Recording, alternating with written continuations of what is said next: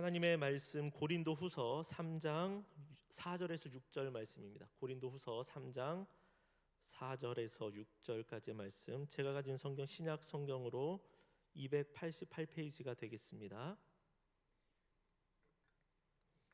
4절부터 6절까지 한 목소리로 같이 읽도록 합니다. 시작. 우리가 그리스도로 말미암아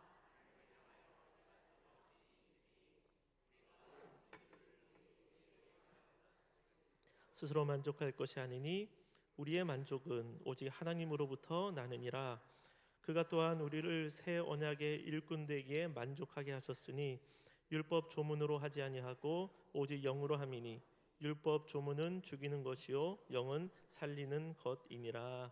아멘. 할렐루야. 떡국 맛있게 드셨습니까? 네, 정말로 맛있게 잘 먹었습니다. 또 이것을 위해서 수고해 주신 우리 권사님들 애써 주셔서 참 감사합니다. 오늘 오후에 있는데 오후에 이렇게 앞에서 찬양하고 그러는데 그냥 기분이 마음이 되게 좋더라고요. 마음이 좋고 밝고 2025년도 첫 해 시작을 했는데 굉장히 밝다, 이렇게 감사한 마음이 드는 겁니다. 그래서 올 한 해는 참 이랬으면 좋겠다라는 마음이 있는데 좌우에 계신 분들 얼굴 보시면서 올 한 해 성도님의 얼굴에 웃음이 떠나지 않기를 소망합니다. 인사하겠습니다. 네, 우리 맞아요. 우리 교회는요 늘 밝은 교회입니다. 그리고 언제나 만나면 잘 웃어주고 여기에 그 미소 주름이 생겨야지 됩니다. 근심 주름 말고 미소 주름이 양쪽으로 이런 주름들이 잘 생겨나서 양희문교회 다니시는 분들은 행복하구나, 저렇게 늘 밝구나, 잘 웃는구나, 이렇게 해주시면 좋을 것 같습니다. 제가 고등학교 때는 이러지 않았습니다. 네, 아무 이유 없이 선생님한테 맞았어요. 지나가면서 때리더라고. 쳐다보면은 인상피라고 인상피라고. 제가 인상파였습니다. 그리고 저한테 선생님들이 다 그랬나, 제가 그때 그랬나 봐요. 너 너무 샤프해, 날카로워 보여, 막 이렇게 얘기를 하시더라고요. 그랬던 제가 잘 웃습니까 저는? 네, 이렇게 됐습니다. 하나님의 은혜로 잘 가고, 여러분 양림교회 다니시는 한, 또 제가 또 여러분들 섬기고 또 그렇게 있는 한 여러분들도 같이 잘 웃으셔야 됩니다. 세상에 나가셔도 잘 웃으시고 밝은 모습, 밝은 얼굴로 보여주셔서 예수 믿는 사람이 저렇게 행복하게 살아가는구나, 그 이유는 우리 안에 만족이 있기 때문인 줄로 믿습니다. 하나님 안에서의 영적인 만족과 기쁨이 우리 가운데 늘 넘치는 것입니다. 목초지가 있습니다. 큰 목초지가 있는데 이 목초지가 가운데 울타리를 두고서 좌우로 나뉘어져 있습니다. 둘 다 비슷한 크기입니다. 그리고 양쪽 목초지에는 푸른 풀밭이, 그리고 어떤 풀이 잘 이렇게 자라 있습니다. 그리고 한쪽에 한 마리씩 노새가 있습니다. 노새 한 마리씩 나눠져 있는 것이죠. 근데 이상한 것은 이 노새들이 서로의 그 울타리를 넘어서 서로의 목초지에 머리를 억지로 뒤밀어서 반대편 울타리에 풀을 뜯고 있는 것입니다. 더 맛있어 보였나 봅니다. 한 마리가 아니라 두 마리가 다 그렇게 하고 있습니다. 그런데 문제가 뭐냐면 둘 모두의 머리가 끼어버린 거야. 아무리 해도 빠져나갈 수 없습니다. 그러자 노새들은 실컷 먹다가 머리가 빠지지 않으니까 하얗게 겁에 질려서 눈을 하얗게 막 뒤집으면서 시끄럽게 울어대고 있습니다. 이 장면은 어느 한 신문의 만화란에 기록되어져 있었던 것인데요, 만화가가 그 위에 제목을 뭐라고 달아놓았냐면 불만이라고 달아놨습니다. 내가 가진 큰 목초지, 내가 먹고 놀고 심히 다 누리고 뒹굴고 해도 남는 그것을 가지고 있음에도 불구하고 괜히 내 것 아끼고 남의 것 뺏어 먹고 있는 그 노새의 모습, 이것을 가리켜서 사람들이 그런 모습으로 살아가고 있다라고 비꼬는 그런 이야기인 것 같습니다. 불만의 중심은 자기 자신에게 있습니다. 내 기준에 만족스럽지 못하게 될 때에 우리에게는 불만이라는 것이 꼽히게 됩니다. 날씨가 좋지 않다. 오늘 아침에도 그랬죠. 예배 나오려 그랬는데 눈이 막 쏟아지는 거야. 날씨가 왜 이러냐. 음식이 맛이 없다. 내가 일하는데 왜 나와 함께 하는 팀은 왜 늘 이러냐. 왜 저쪽보다 못한 것 같다. 올해도 실적 내기가 쉽지 않겠다. 길이 너무 막힌다. 살이 너무 쪘다. 이런 여러 가지 많은 것이 우리에게 불평과 불만이 될 수 있습니다. 그러나 한번 생각해 보기를 원합니다. 나의 삶이 지금 여기까지 온 것은 하나님이 우리의 삶을, 우리의 환경을 허락하셨다는 것입니다. 하나님이 우리에게 이것을 허락하여 주셨고 이 과정을 지나는 것을 하나님이 보고 계시는 것입니다. 그러한 모든 삶에 불평이 습관이 되고 언제나 우리의 입이 이렇게 삐죽 나와 있다면 상황을 불편해한 것이기는 하지만, 환경을 마음에 들지 않아 한 것이기는 하지만, 그게 나중에는 누구에게까지 전달이 되냐면 하나님에게로 향하게 되는 것입니다. 하나님이 나에게 주시는 환경과 상황에서 이상하게 자꾸 부정적인 것만을 취사 선택하고 있는 우리의 모습이 거기에 있습니다. 예수님은 한 번도 불평하신 적이 없습니다. 40일 동안 금식하셨는데 천사가 아니라 마귀가 더 빨리 왔어요. 예수님에게.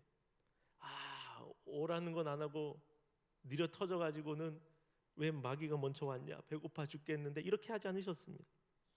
예수님의 주변에는 늘 세리와 죄인들이 있었죠. 연약한 사람들이 있었습니다.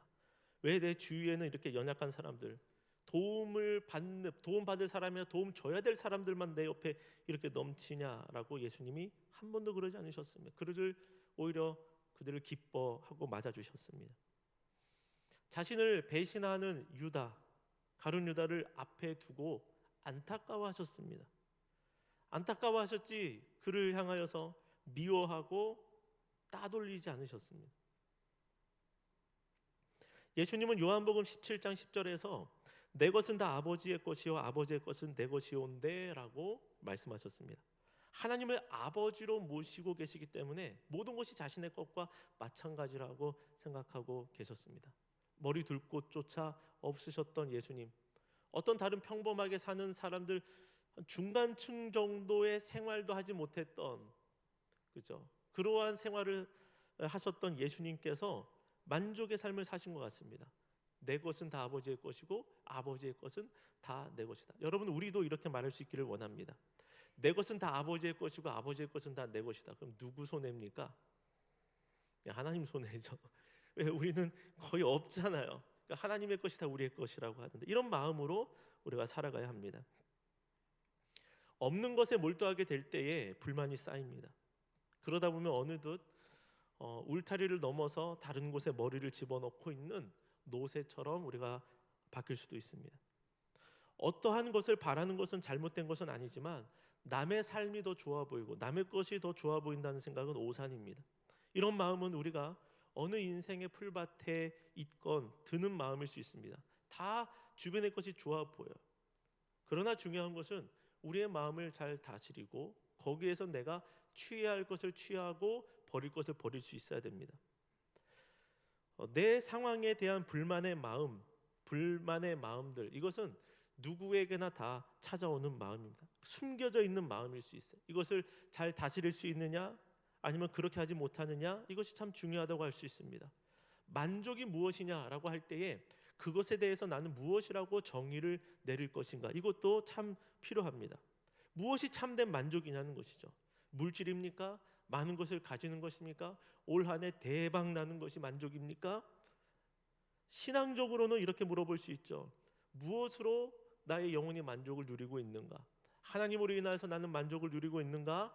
아니면 하나님 안에 있는 것을 오히려 지루하게 느끼고 불만을 느끼고 하나님의 품보다 다른 어떤 것, 새로운 것을 찾으려고 하는 마음이 나에게 있지는 않는가? 우리가 물어보는 것입니다. 이스라엘 백성들이 목초지를 넘어갔습니다. 구약 시대에 그들이 하나님을 찾지 않은 것이 아닙니다. 하나님의 이름을 부르고 하나님 앞에 제사를 하면서도 그들은 이방 나라의 바알이라고 하는 그런 신들, 그런 것들을 찾아 산당을 만들고 엉뚱한 곳에 제사를 하기도 했습니다. 이스라엘 백성들이 울타리를 넘어서 머리가 끼인 노새와 같았다는 것입니다. 그러나 오늘 저와 여러분들도 비슷한 모습이 될 수 있습니다. 그래서 오늘 첫 해를 시작하는 이 오후 예배 때에 우리는 우리의 목초지 안에서 감사하고 우리의 목초지 안에서 내가 감당해야 될 것들을 하자라는 것입니다. 하나님에게 집중하지 못하게 될 때에 시선이 다른 곳으로 향하게 됩니다. 그러다가 곤욕을 치를 수 있는 것이죠. 본문 말씀 5절을 우리가 같이 읽어보도록 하겠습니다. 5절 시작. 우리가 무슨 일이든지 우리에게서 난 것 같이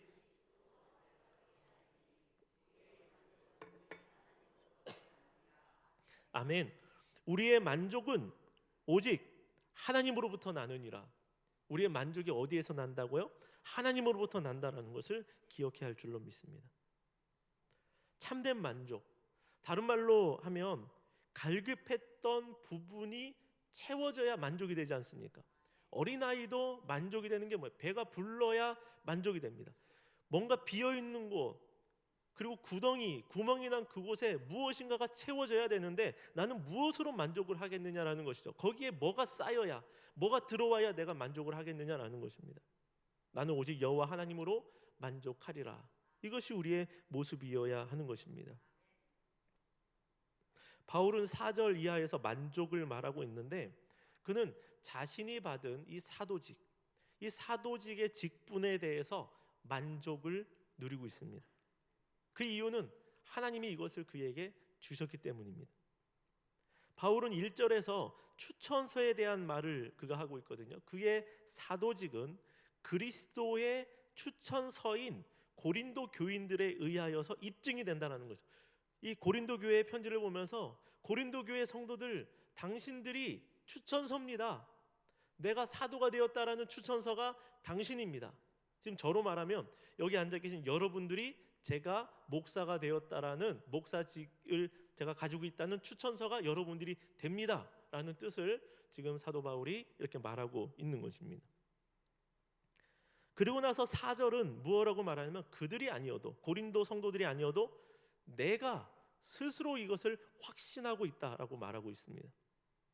내가 하나님을 너무나 확실하게 만났기 때문에, 그리고 지금 주어진 일이 하나님께서 나에게 분명히 주신 것이 확실하기 때문에 그는 어떤 사람이 흔들어도 나는 요동하지 않으며 이 길을 확신으로 만족감을 가지고 기쁨으로 달려간다 라고 지금 말하고 있습니다.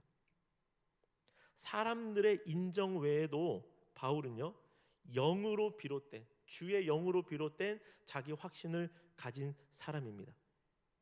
어떤 사람들은 그의 사도직을 비난하고 가짜라고 모함하기도 하지만 거기에 흔들리지 않을 내면의 확신, 견고함, 영적인 증거들을 바울 사도가 가지고 있는 것입니다. 만약에 그의 확신과 만족이 다른 사람, 타인의 인정에 근거한 것이라면 금세 흔들릴 수밖에 없어요. 그리고 사람들이 바울을 향해서 의심의 마음을 가지면 그 만족은 깨어질 것이 분명하다는 것입니다. 저와 여러분들은 마찬가지입니다. 내가 그리스도인 되었다라는 것이, 내가 주님의 사람이라는, 내가 구원받은 하나님의 사람이라는 것이 외부에서 우리를 바라보는 사람들이, 우리 주변에 있는 지인들이, 가족이, 함께하는 동역자들이 당신을 보니까 당신은 정말 그리스도인이 맞네요. 정말로 구원받은 사람이 맞는 것 같아요. 외부에서 인정을 해주는 그런 부분들이 있어요. 그러나 중요한 것은 무엇이냐면 그것과 함께 내 안에 내적인 확신, 나와 하나님과의 1:1 관계에서 가지고 있는 구원의 확신, 견고함, 이게 또 함께 있어야 된다는 것입니다. 이 두 가지가 다 있어야지 되는 것이죠. 교육자들을 향하여서 소명을 이야기할 때 그럽니다. 당신의 소명은 어디에 있습니까? 소명감이 어디에 있습니까? 라고 하면 두 가지로 이야기하는 겁니다. 내가 하나님을 만났습니다. 하나님을 만난 개인적인 견고한 그리고 확실한 나의 영적인 체험과 부르심이 내 안에 있습니다. 하나님의 말씀을 통해서 내가 알았고 그것이 나의 증거가 됩니다라고 말하고, 또 하나가 있습니다. 그게 무엇입니까? 내가 주의 일들을 감당하는데 보니까 주변에서 당신은 정말로 교육자의 길을 가는 것이 맞습니다라고 말해주는 사람들이 많이 있다라는 것이죠. 바울 사도가 지금 두 가지를 다 이야기하고 있는 것입니다. 사람들이 그것을 알아줘. 당신이 정말 하나님의 사람이고 하나님의 일꾼이 맞습니다라고 알아주고 있어요.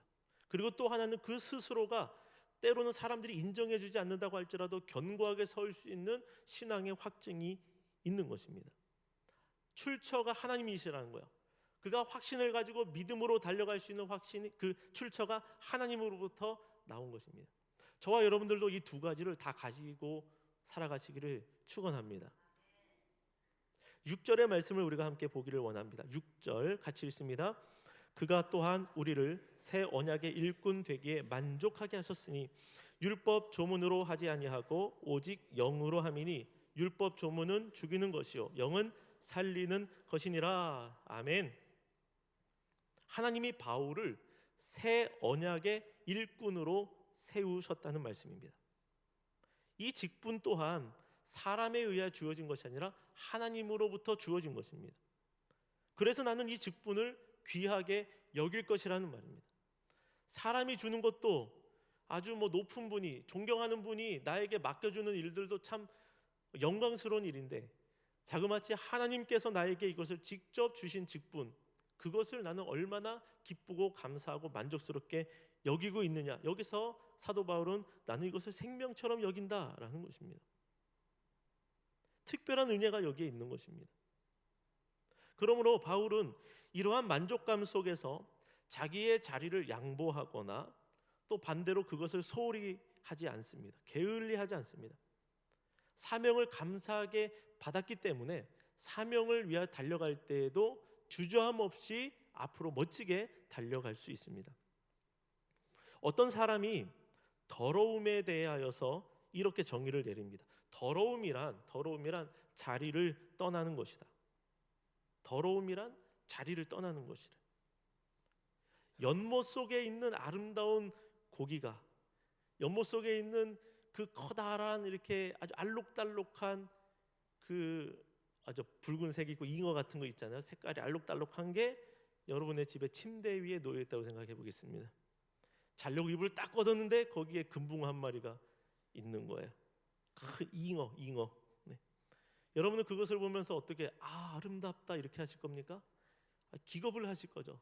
냄새 난다, 비린내 난다, 더럽다 이렇게 얘기할 겁니다. 아름답던 물고기가 혐오스러워지는 것은 그 물고기의 본질이 달라져서 생기는 것이 아니라 자리가 달라요. 적합하지 않은 장소에 있기 때문에 그것이 아름답지 않은 것입니다. 논밭에서는 꼭 필요한 그 흙이 방바닥에서는 닦아내고 버려야 될 것입니다. 마찬가지입니다. 저와 여러분들도 주어진 자리가 있습니다.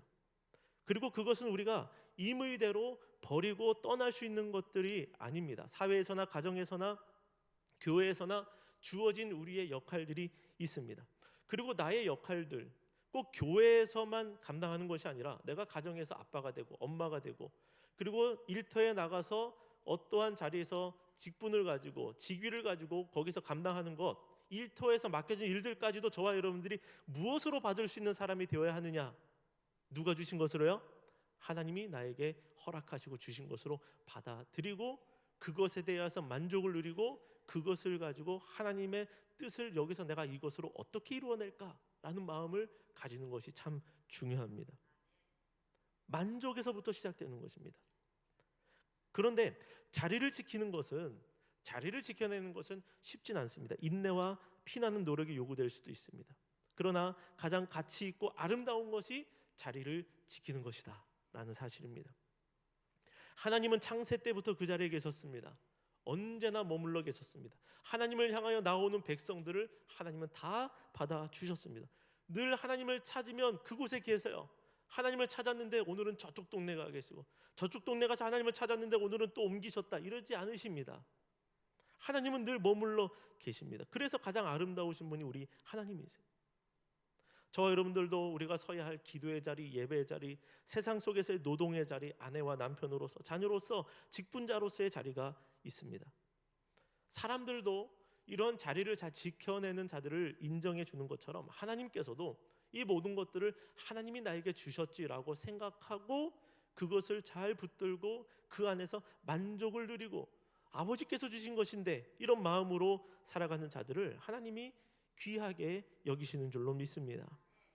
그래서 다른 사람의 사명, 은사 부러워할 필요가 없습니다. 나에게 주신 것을 가장 귀하게 여기고 하나님이 이것을 나에게 정말 좋은 것을 주셨다라는 마음을 가져야 할 줄로 압니다. 네. 가족이 서로 부끄러우면 안 되죠. 부부 모임이 밖에 있는데 남편 데리고 나가고 아내 데리고 나간 거를 민망하게 여기면 안 되는 것입니다. 사춘기 자녀들은 그럴 수 있죠. 학교에 부모님 데려가는 것을 좀 부끄러워할 수도 있습니다. 그러나 부모는 내 자녀를, 내 자식을 부끄러워하지 않습니다. 확신이죠. 나의 가족입니다. 하나님이 나에게 주신 사람이다라는 확신이 있기 때문에 그렇습니다. 하나님이 나에게 주신 사명과 자리를 우리가 민망히 여기지 아니하는 모습, 그것은 하나님을 내가 사랑하고 있기 때문에 사랑하고 사랑하는 하나님께서 나에게 주신 것, 나는 이것을 참 귀하고 소중히 여긴다. 사명에 있어서 좋은 것, 덜 좋은 것, 이런 것은 없다는 것입니다. 그래서 자리를 잘 지켜 가시길 바랍니다. 올 한 해 자리 잘 지켜와서 마무리될 때에 그 자리에 뭔가를 이렇게 좀 잘 만들어 놓고 그러면 참 좋을 것 같아요. 올 연말이 됐는데 머리가 옆쪽 울타리에 들어가 있거나 아니면 다른 데 들어가 있거나 이러지 않기를 원합니다. 나의 직분, 나의 가정, 나의 영역, 그런 곳에서 하나님을 경험하게 될 줄로 믿습니다. 만족은요, 자리가 주는 게 만족이 아닙니다. 지위가 주는 게 만족이 아닙니다. 소유가 주는 것이 만족이 아닙니다. 만족은 하나님입니다. 하나님 안에서 만족하게 되는 것입니다. 성경 속의 수많은 인물들이 위기를 어떻게 넘어왔습니까? 하나님을 찾아서 하나님 안에서 넘어왔습니다. 그 이야기들을 보면 위기를 넘어가는 것 이상으로 중요했던 게 무엇이냐면 하나님을 경험하는 것입니다. 만족은 무엇이냐면 소유가 아니라 마음의 문제이고 영적인 문제라는 것입니다. 우리는 모든 것을 다 가지고서도 불평할 수가 있고 그렇지 않을 수도 있습니다. 베드로가 사도행전 3장 6절에서 베드로가 이르되 은과 금은 내게 없거니와 내게 있는 이것을 내게 주노니 나사렛 예수 그리스도의 이름으로 일어나 걸으라라고 이야기를 했습니다. 베드로는 없는 것을 부끄러워하지 않았습니다. 나 돈 없다. 나 별로 줄 게 없다. 이렇게 얘기했습니다. 그 대신 나는 내 안에 있는 예수 그리스도 그 이름의 능력을 확신한다. 이것을 너에게 주겠다라고 당당한 삶을 살았던 것입니다. 베드로는 구걸하는 사람과 눈이 마주쳤을 때에 나 먹고 죽을 것도 없다 이렇게 하지 않으셨죠. 그렇죠? 은혜가 없으면 그런 말이 나옵니다. 그는 복음에 대한 확신으로 사람들의 가장 큰 불만의 원인인 금, 은 이것 때문에 사람들이 다 불만하잖아요. 불평하잖아요. 그러나 그것보다 자기가 더 귀하게 여기는 것 복음인데 그것이 나에게는 가득 차 있다라는 이 마음을 가지고 살았습니다. 부자였던 것입니다. 베드로는요. 불편한 것이 불행을 주지 않습니다. 물론 가지고 있으면 편하죠. 빗질하고 걸레질하는 것보다는 로봇 청소기에 이렇게 쭉 다니면 굉장히 좋죠. 막 거품을 내서 설거지하는 것보다는 식기세척기가 쫙 해주면 얼마나 좋습니까?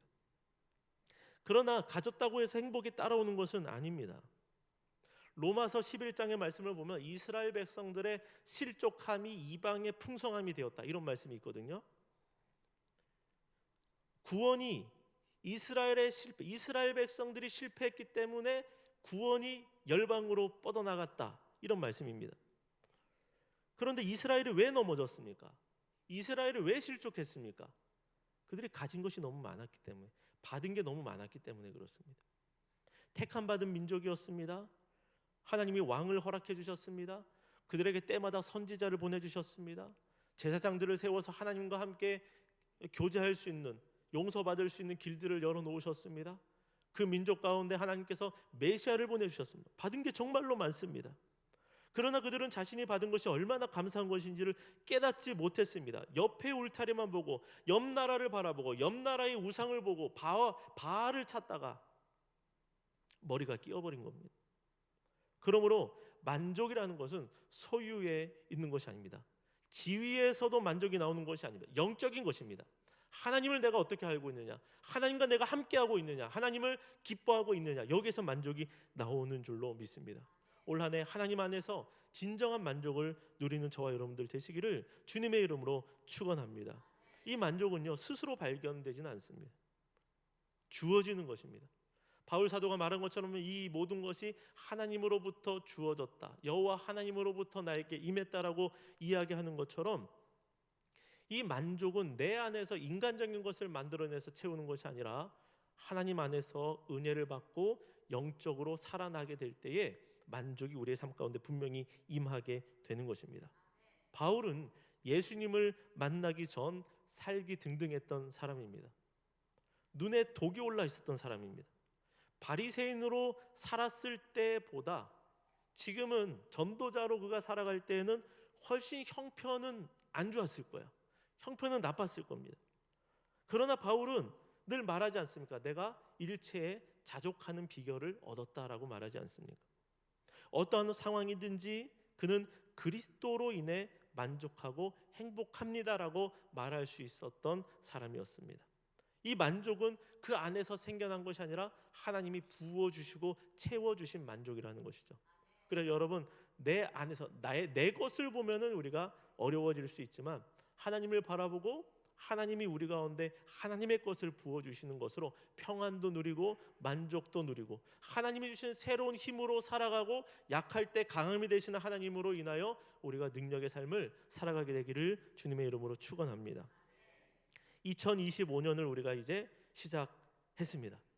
아침에 일어나면 사람마다 일어나는 모습이 되게 다르잖아요. 어떤 분은 막 파고 들어갑니다. 알람 끄느라고 정신이 없어요. 막 짜증내면서 알람 막 끕니다. 그리고 막 뒤집었어요.